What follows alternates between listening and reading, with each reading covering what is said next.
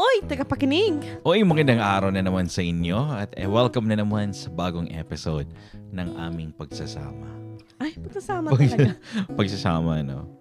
Kaya yan. Yan. At dahil dyan ngayon, Ay, syempre, ang pag-uusapan natin ay all about wedding. kasal. Yan. All about kasal. Yan. Yan. So, kasal ka na ba? Hindi pa. Sakal na ako. Sakal ka na. Sakal ka na. Oo. Yan. Oy, bago tayo magsimula, pasalamatan muna natin ang lahat ng mga nakikinig sa Spotify account natin and also sa mga nanonood, sa ating mga tagapanood dyan sa YouTube.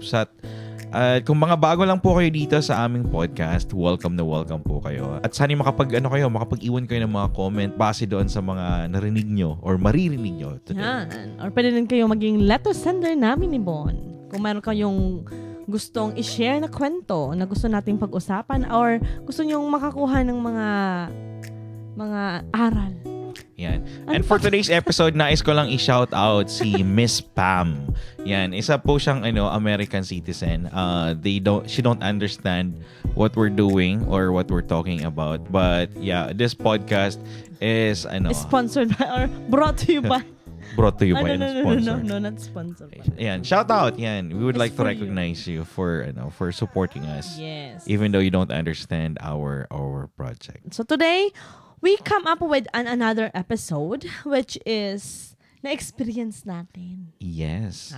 So, ang title natin ngayon ay ang Budget Prenup DIY lang. Ano ibig sabihin ng DIY? Do it yourself. Do it yourself. So, dito sa podcast episode na to ay maririnig nyo yung kwento namin tungkol doon sa ginawa naming prenup photoshoot. So, dito kasi is ginawa lang namin siya or pinagtulungan namin ni Christine para mabuo yung memory namin sa pag-take ng prenup shoot.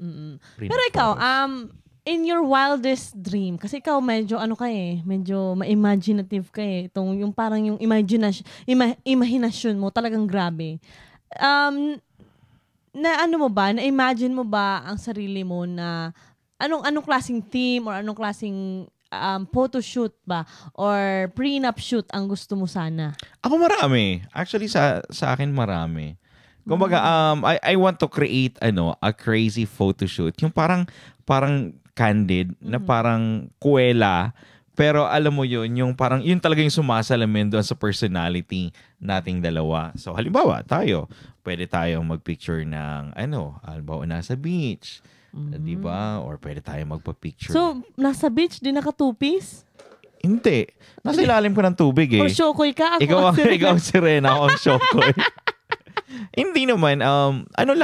Parang sa kind of photoshoot na, alam mo yun, yung parang sumasalamin sa totoong buhay. Yes. Hindi yung tawag dito, scripted kumbaga. Yung parang, kailangan yung paghandaan yung moment na even though hindi naman kayo, or hindi naman, hindi na. Dapat alam mo na kayo na talaga kasi magsasayang ka lang ng effort. No, but I mean, even though hindi naman yun yung personality mo, pero, alam mo yun, through photoshoot, parang pinapalabas na, eto ka, ganyan. Okay. So, parang sa akin, gusto ko yung isang photoshoot is something na mag-reflect sa personality ko.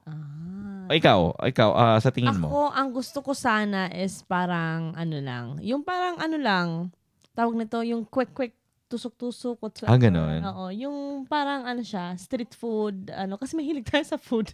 Oo. So, yan. Parang, yun lang. Yun lang yung gusto kong team. Or parang, Kain-kain lang. or parang pwedeng, yung photoshoot, ng theme ng photoshoot, parang tayo yung nag-prepare ng pagkain sa fiesta. Yung alam mo yun, yung parang, Pero actually, gusto ko rin ma-experience yung pamamanhikan. So, wait lang, photoshoot muna nga tayo. Oo nga. So, yung mismo na, di ba? Kasi, alam mo naman ako, masyadong, tipid. So, yung ipaphotoshoot mo, ipamanhikan mo na diretso. I think parang dapat gano'n naman talaga dapat. Oo, ganun ba dapat? Kasi feeling ko, kasi di ko alam kung kailan na lang nauso yung photoshoot or yung prenup shoot. Prenup. Kasi, ang prenup, ano bang prenup? Prenuptial. Bago maging bago yung kasal. Oo.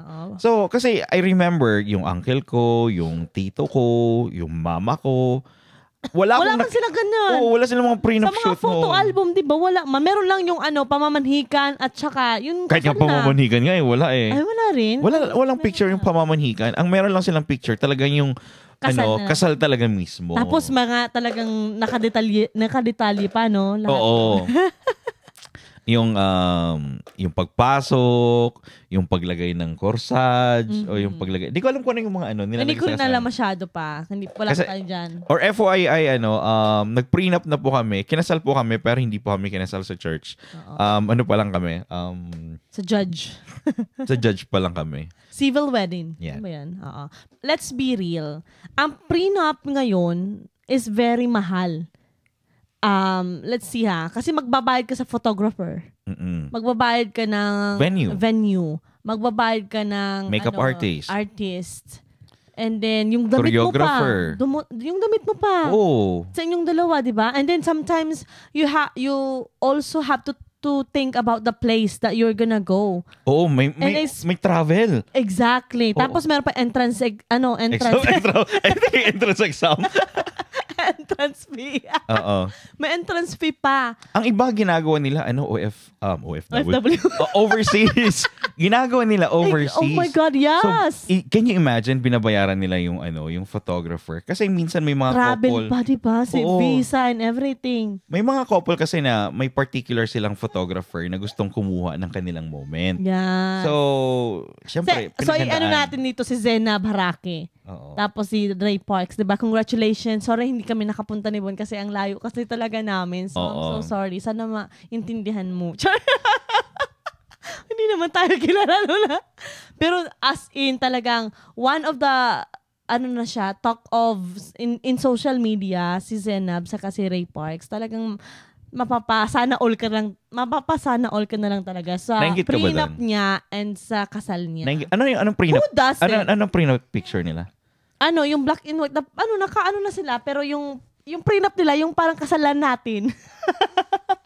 Oh, talaga? Ang damit nila, ganun, yung para pantalon lang si Zenab. Hindi mo nakita? Hindi. Well, ganun nga yun. Pero talagang bonggay shoes talaga. Oh. Yung prenup nila. Oo. So, nainggit ka ba doon? Sino naman, ito sa mga tagapakinig at sa ating tagapanood, sino bang hindi nainggit sa kasal at the prenup ni Zenab Haraki? Siyempre, di ba? Mapapasana all ka talaga. Okay. Sa bagay, normal na sa babae yung mga ganun na moment. Oo, di ba? Dumako tayo dun sa una nating katanungan. Okay, yan. Bakit nga ba DIY? Bakit nga ba DIY? Unang-una sa lahat, wala akong pera. So, practicality. Yes, syempre, practical. Kung wala kang pera. Saka meron ka naman Saka alam ko na kaya mo. Kasi, actually naman kasi sa atin, passion mo or hobby mo ba? Hobby mo na mag-picture-picture. Oo. Yung photography kasi is one of my hobby. So, syempre, pag meron kang ganon, meron kang artistic art. Na minsan kapag nakakita ka ng mga meron kang photos, creativity. Yes, creativity. Na kapag nakakita ka ng photos, minsan sabi mo, ay, kaya ko naman yan gawin. Pwede pero guys, gawin. sino mga nakarelate dito na yung mga boyfriend natin o girlfriend or asawa natin, sila yung mga hindi marunong hindi magandang kuha. Diba? What do you mean? Hindi, yung mga boyfriend or sa mga lalaki bibihira lang yung maganda kumuha ng picture. Normally talaga para sa mga sa mga girls, pag tinitignan namin, bakit ang pangit? Kasi minsan hindi hilig Tapos yung picture ng mga babae, mas maganda. Hindi kasi hilig. So minsan kapag hilig mo is, minsan, kasi yung bagay na hindi ka naman yung magigising para lang sabihin mo na ay good photographer ka na. Yung mga bagay na yan is nag-undergo yan sa training, nag-undergo yan sa mga practice. Pero minsan, depende din talaga sa tao Kasi sa artistic mind. Oo, kasi ako, nag-undergo din ako ng mga training, pero hindi ko talaga siya makuha. Wala ka talagang siguro hindi mo talaga hilig din Pero kapag mga flowers or mga mga nature, yan gusto ko yan. Pero kapag mga tao-tao, mga ginagawa mo sa mga Wheel of Fortune na alam ko. Anong Wheel of Third? Diba, Rule of Third. Ay, hindi ko nga. Wheel of Fortune na alam ko. ang photography naman kasi, ang rule of third naman kasi is sa lahat ng aspeto ng photography. Pero nakakamangha the way you guys think or see a certain object and then kapag na-picturean nyo, talaga ang ganda. So nakakamangha siya. How did you guys do it? Kasi ginawa ko rin, pinitik ko din naman yung parehas na pinitik mo. Siguro minsan kasi lumalabas na rin doon sa sa editing skills.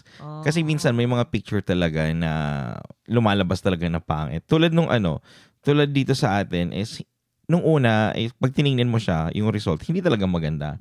So talagang igagapang mo yung yung editing process para may lumabas na maganda. Yung result nga natin is hindi pa siya talaga siya totally Wow. So yun, titigin natin na mamaya yan. So yun yung result, ayun yung number one. So number one, sabi practicality. mo is practicality. Tapos talagang kaya naman. Kaya naman natin. And then we have the time that nung noon pa. Kasi wala pa naman si Z.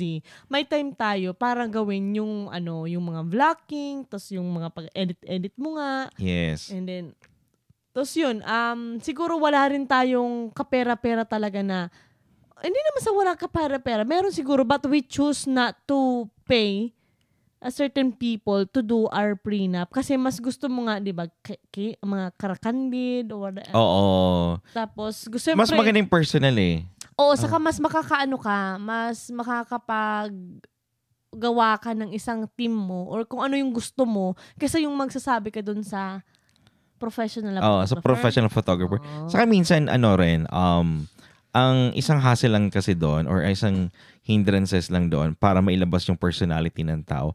Kasi yung model mo, minsan hindi, first time.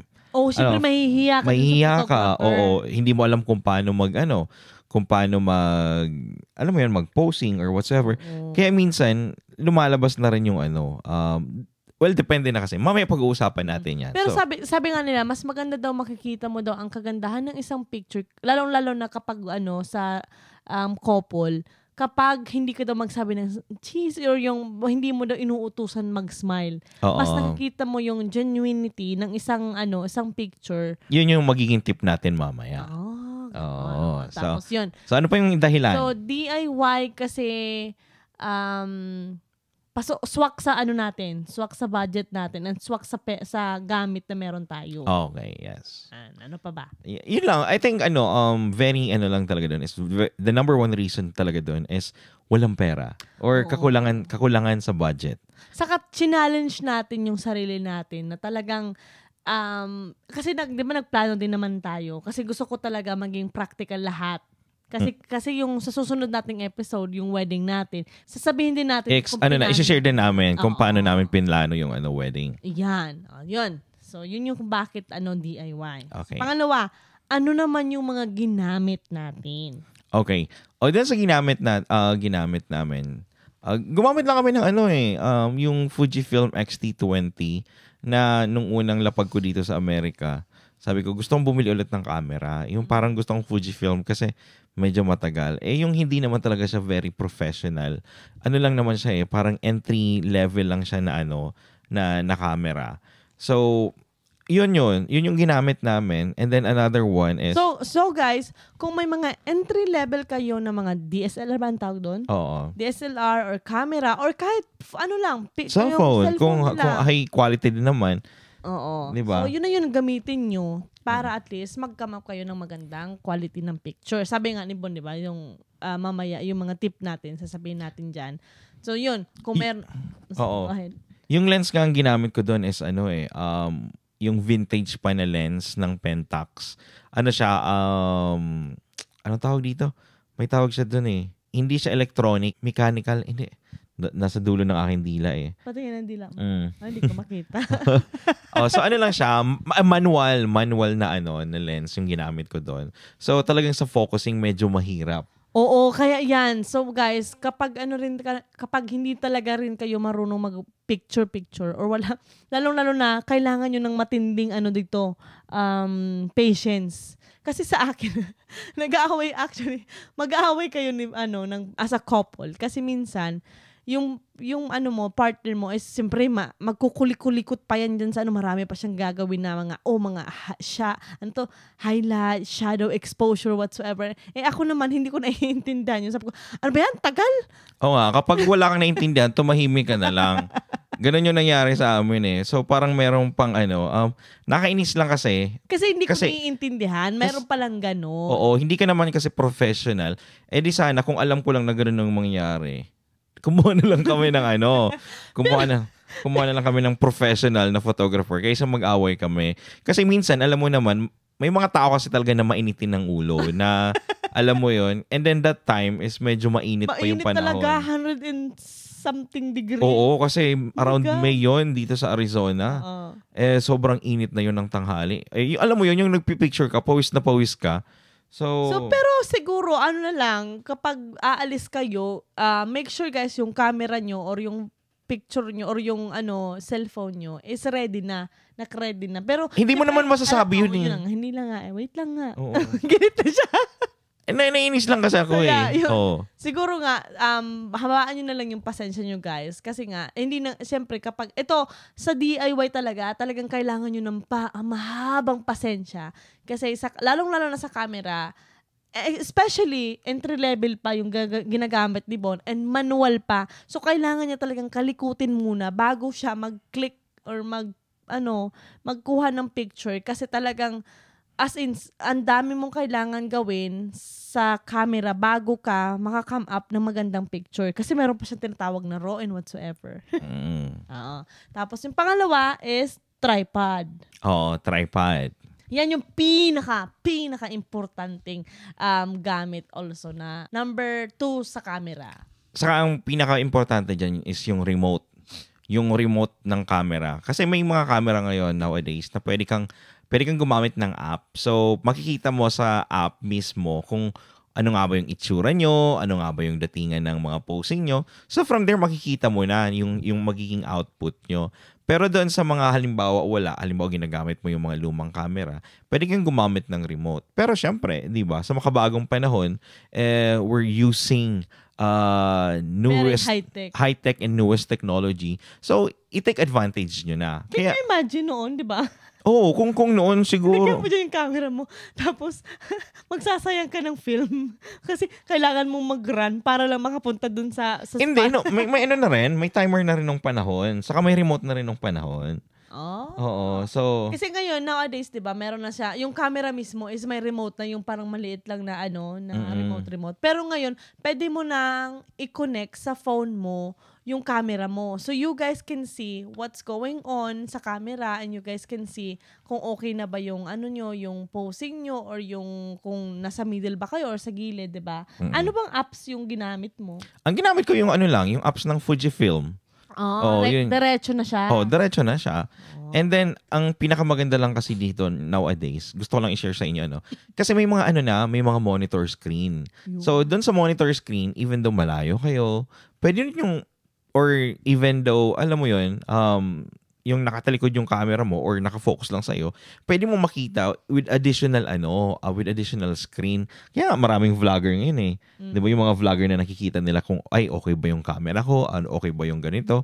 Kasi meron ng 360 na yung screen na kung saan pwede nyo ma-check kung tama ba yung yung photos na gusto nyong makuha.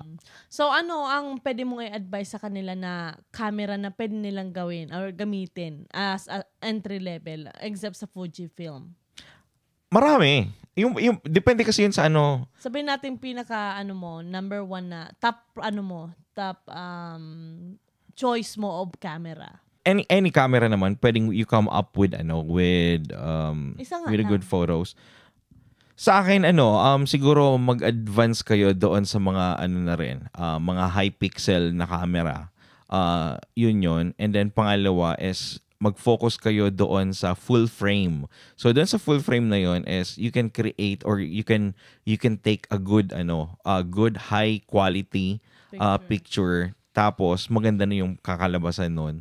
And, so, makikita mo naman sa different kind of brand ng camera. ng camera. Okay. Or, halimbawa, ang pwede ko ma-recommend is, you can do a research. May YouTube na eh. Di ba? Pwede nga sabihin GMT eh. Wow. Google mo, tanga, di ba? Di ba? Halimbawa, or may friend kayo na photographer, or halimbawa, may mga kakilala kayo na nagtatake ng photos, tanungin nyo. Kasi, nowadays, ang kinaganda lang kasi, no, doon sa mga nais gumawa ng DIY, pwede na kayong magrenta. Pwede na kayong magrenta ng mga gamit. So, halimbawa, para isang beses nyo lang na magagamitin, Oo, isang diba? beses nyo lang gagamitin. Di ba? Or unless, mag-self-photo na rin kayo during your wedding. Yes. Yun yung mahirap. Pero ang maganda pa dito, pwede mo pa siyang i-content yung mga behind the scene na makikita nyo yan sa YouTube channel namin. Yes. Kung ano nangyari dito sa DIY namin. So yun, anong klase naman na tripod nga? Anong klaseng yung maliit lang ba? Malaki? Ay, syempre yung klase, yung malaki na. Kasi ang tripod na dapat gamitin mo, yung kayang makapag-carry or kayang ibuhat yung camera mo. Kasi kung kukuha ka lang ng maliit dyan, tapos nirentahan mo lang yung camera mo at nahulog, yun lang, mas nagastosan kayo. Paano kung wala kang tripod? Kung wala kang tripod, ilagay mo na lang sa sa kung saan sa kahoy-kahoy. Sa mga kahoy-kahoy. Or magdala ka na lang ng pinsan mo, kapatid mo, yes, pwede. nanay mo or tatay mo na pwedeng maghawak ng camera. Oo, so halimbawa gagawin mo Human tripod. Di ba? Timplahan mo muna yung setting ng camera and then sabihin mo doon sa pinsan mo or sa kaibigan mo na, sige na, magsabi ka na lang kung ready na. Or diba? Hawakan yun lang. Tapos kasi may remote ka naman. Ay, grabe naman yan. Very awkward na rin naman yan. Nakakita naman siya nga, diba?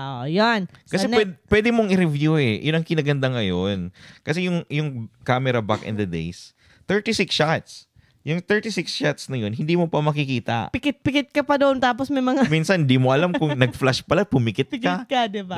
So, hindi mo makikita na, i-take natin to ulit. Pero yun yung pinaka-excite na part. Diba? Kasi magpapadevelop ka pa. Tapos may siya, may gulat factor, tapos may inis factor. Talagang may mixed emotion siya kapag may... Yun naman yung difference ng dalawa. Yung na-overexpose, tapos hindi na-develop. Diba? Yun yung problema doon. Oo. Tapos yung pangatlo naman, may tinatawag tayong free location. So maghanap kayo guys ng mga location na free. Which is what... Number 1, anong pwede? Yung pinuntahan namin doon is church. So, ang ganda lang sa church na, siyempre, hanapan nyo yung maganda ang mga wall. Diba? Tapos yung may mga sides na nakaupo ka lang sa nakaupo ka lang sa bench. Sa may bench sa church. Oo. Nakaluhod ka. Tapos depende naman sa team depende sa team na gusto nila. Pero sa atin kasi yung lang naman hindi naman talaga hindi loob. Sa labas lang. Oo, sa labas lang kasi meron doon part na parang garden style and then yung wall niya is very light. Saka meron siyang yung parang vine ba 'yon? Sa Bicol nagkakanap na halaman. Kakanap. Oo. Yung halaman doon is parang parang gumagapang na tapos sa meal eh. Ang ganda nung Ang ganda maganda nung yung halaman wall part niya. Yung background. Yung background part. Kasi sabi mo magdahan-dahan. Ako, ganun ako magdahan-dahan. Magdahan-dahan pala siya. Para na siyang Oo. Tapos yun, naghanap din tayo ng park. Yeah, park. Pwede kayong park. Dalawang park ba yung natin? Kasi yung una, parang sabi mo, parang pangit naman. Hindi masyado.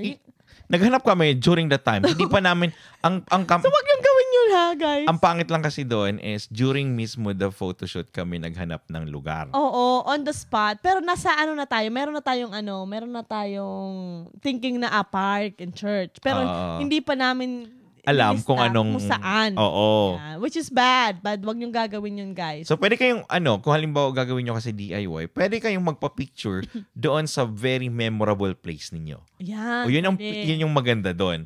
Kasi kami ni Tin, hindi naman kami lumaki dito sa Amerika. And then yung lugar na pinuntahan namin is hindi sa amin walang sentimental value sa atin. Parang lang talaga casual lang. Oo, para for the sake of picture lang. Oo. Pero kung advice ko doon is kung halimbawa gusto nyong i-relive or alam mo yun, isabuhay yung special places niyo, yun, pwede niyong gamitin siya as a photoshoot place. Ano kung ikaw kung papapiliin ka ulit na maghanap ng mga location natin Sa Pilipinas? sa Pilipinas, ano yung mga memorable place mo na Apartment.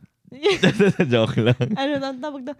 Alab apartment. Parang siguro gusto kong puntahan yung beach. Yung sa inyo, sa Cagliliog din. Beach. Di ba? Tapos Pasakaw. Yes, Pasakaw. Oh. Parang konti lang naman yung natin doon eh. Ano pa ba? Mas marami tayong din. Puro kainan eh. Sa sa group home. Ano pa ba? Sa New York. Oo. O sa Nagaland Hotel. Memories.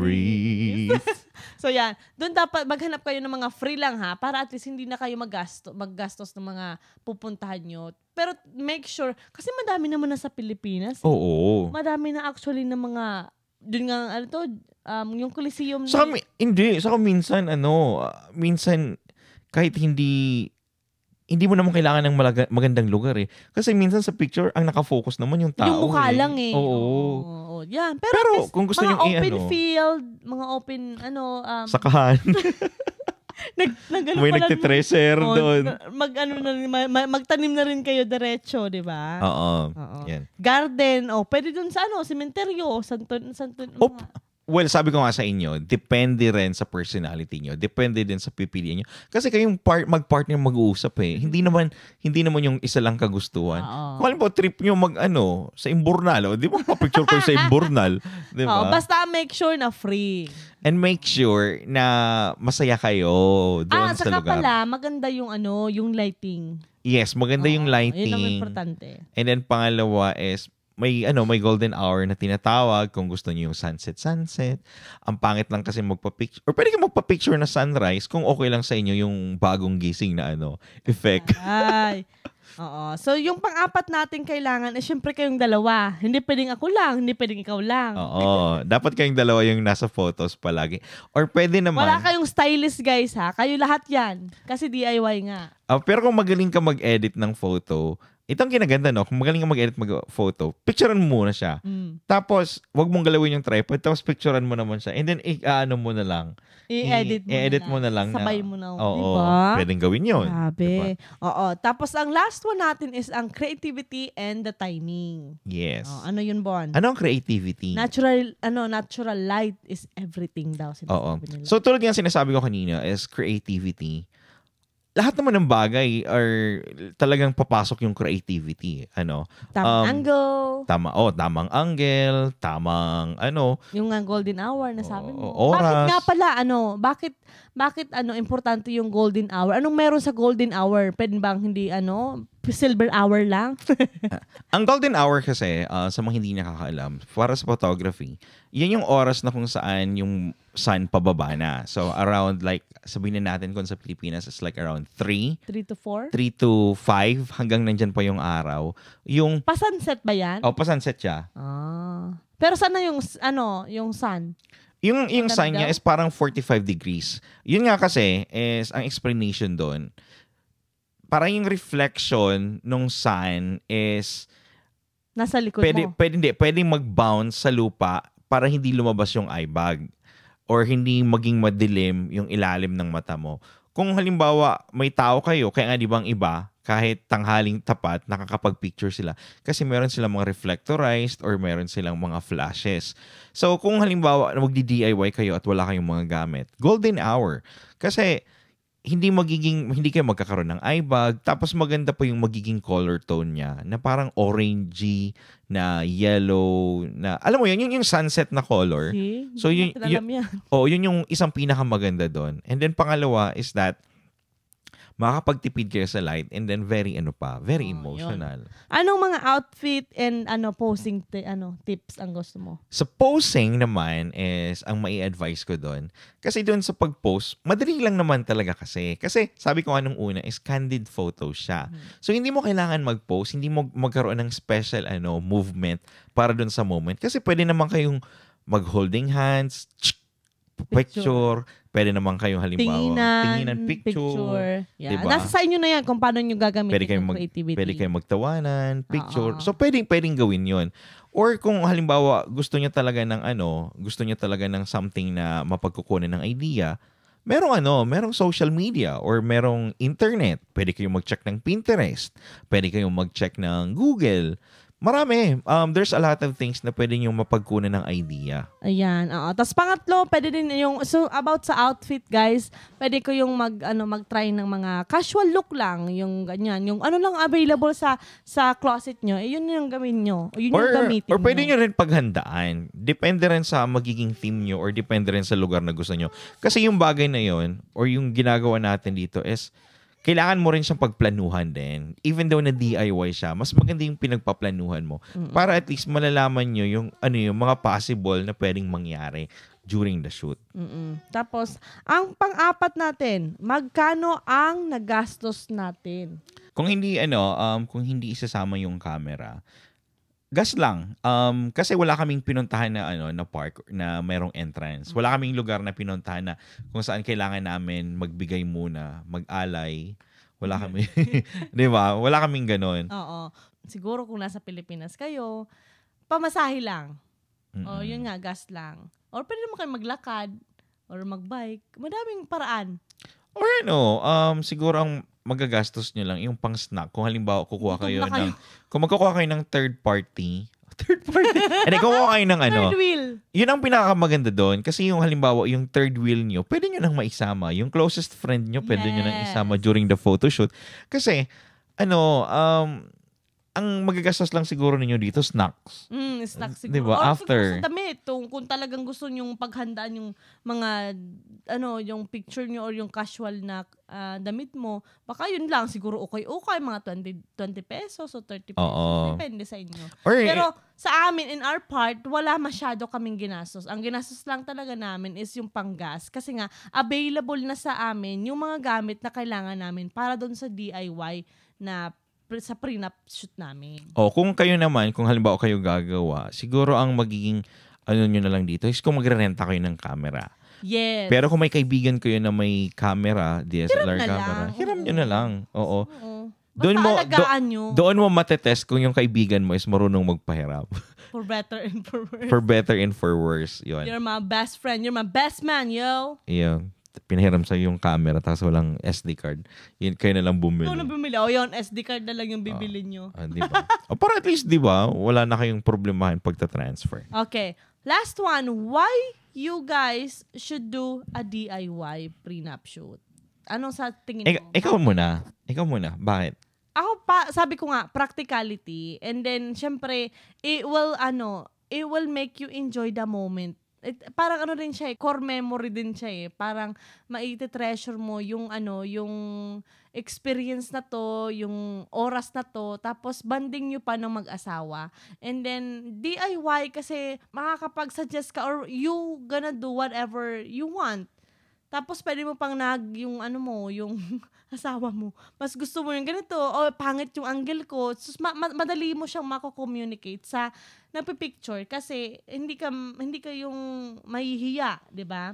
And then you can come up with whatever kind of pose, whatever kind of team, kung anong gusto nyo. And then talagang sarili mo ang oras, sarili mo yung yung lahat ng gagawin nyo kasi DIY nga Tapos ang pinaka-main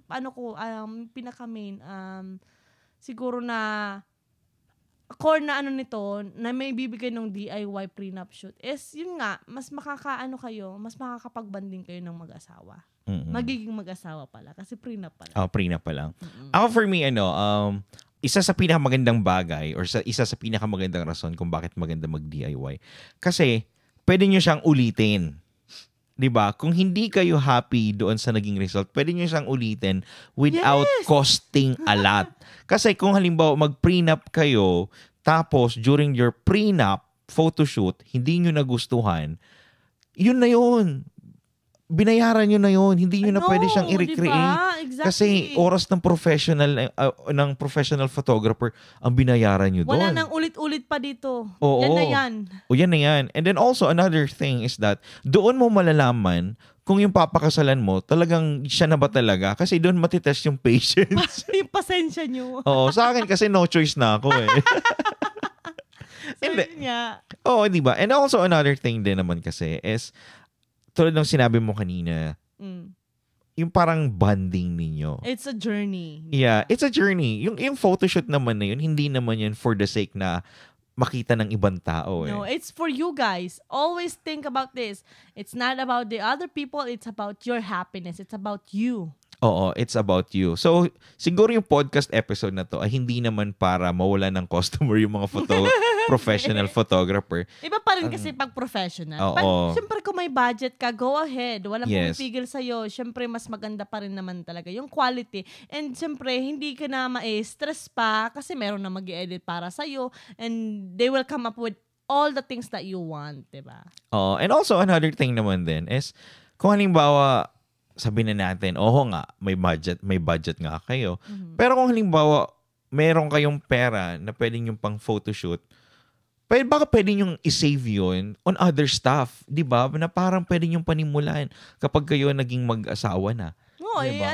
save nyo na para sa kasal nyo, di ba? O sa amin kasi talaga, wala kaming Nagastos na. walang nagastos, pero wala rin kaming talagang pera. Kaya wala kaming pang ng ibang bagay. So yun nga guys, thank you so much sa pakikinig ng aming podcast. At abangan nyo yung namin, BTS, Behind the Scene Time. Oo, yes. Kung paano namin ginawa and then yung stress and everything. Makikita niyo sa YouTube channel namin yung mga pictures na kinuha namin during the prenup, DIY prenup. Maganda siya for me lang kasi may disadvantage din naman kasi. For me, ang isa sa pinaka-disadvantage doon talaga is yung hassle na alam mo yon, yung hassle na sa pag-edit, yung hassle sa pag-program ng camera.